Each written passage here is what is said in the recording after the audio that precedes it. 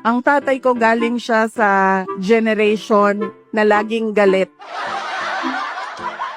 Maalala ko, sinabi niya talaga sa akin, paulit-ulit habang ako ay lumalaki, ikaw, hindi ka tao sa paningin ko. Napaisip ako, pusa o aso?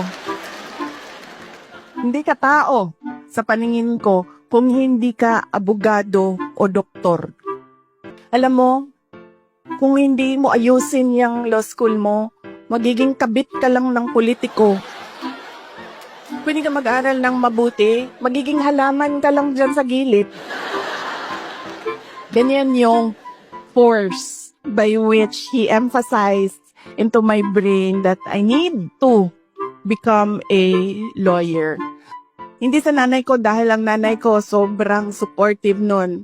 Kahit maging halaman ako, didiligan ako nun eh. Ganyan kabait ang nanay ko.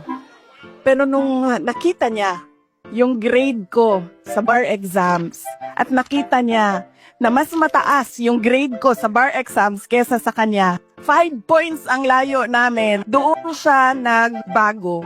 Pag every time nababanggit yung grade sa bar, hindi na siya talaga nagsasalita.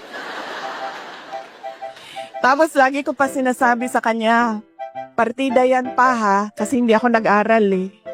Kung nag-aral ako, top-notcher ako eh. So ngayon, tao na ako. Buong tao na ako sa paningin niya.